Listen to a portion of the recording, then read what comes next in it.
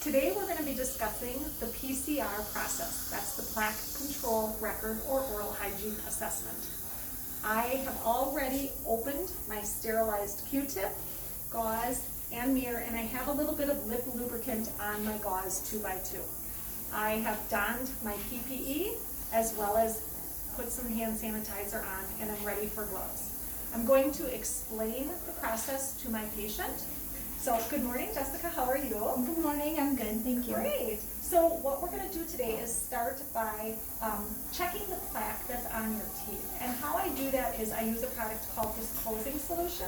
And I'm going to kind of just paint that on your teeth. It's red, so it'll turn the plaque that's left over on your teeth red in your mouth. Sometimes if that gets on that gum tissue a little bit, that can turn red, but that'll brush off and go away in no time at all. Okay? And then we'll talk about the areas that I find after we do that. Do you have any questions today before we start? No? Okay, great. I'm going to set you back and we'll get ready. One. So I've placed my patient in the supine position. I am going to be checking to see if there are any missing teeth in their mouth so that I can prepare to place the disclosing solution. Just I'm going to have you open.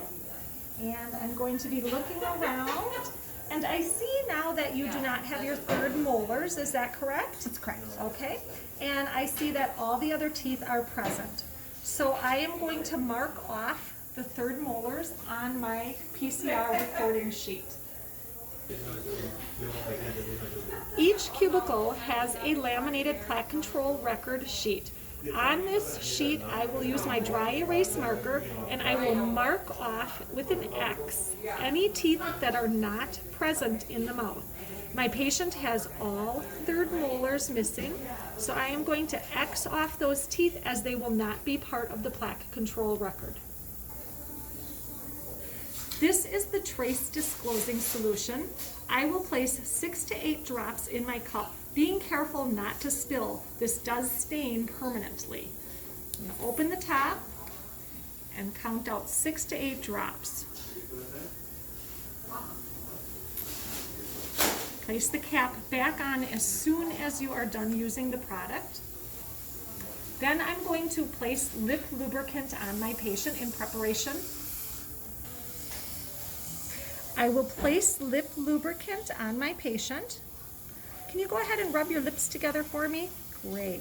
The next thing I'm going to do is look to see if she has any crowns or any restorations that will need to be protected from the disclosing solution. My patient does have a crown, so I'm also going to place some of that lubricant around that crown to protect it from the disclosing solution.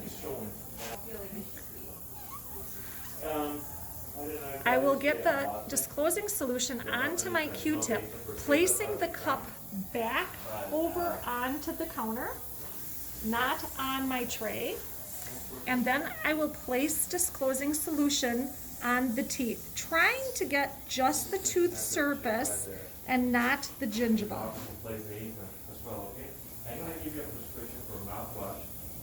I will be doing the buccal and lingual surfaces of the teeth. Again, being careful of the gingiva.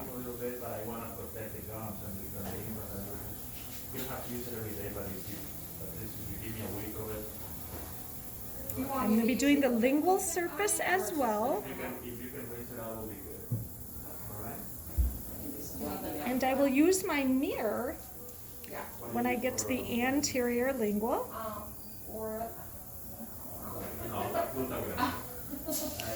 I'm working around her lingual retainer.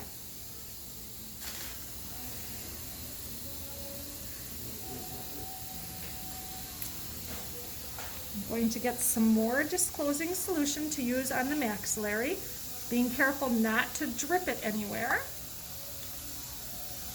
I'm going to have you turn towards me. Thank you.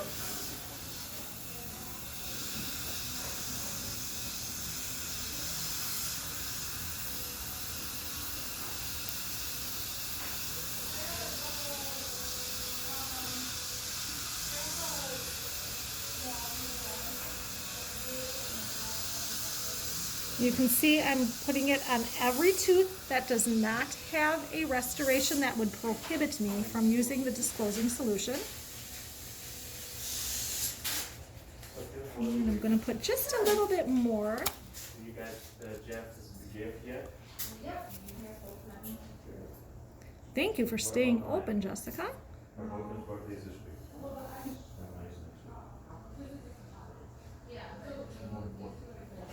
And could I have you turn away from me a little bit? Thank you. Once you have all of the teeth covered in disclosing solution, you're going to rinse the teeth. Okay, you tell me a little bit. Just a little bit of water. You do want to just rinse and not spray and rinse.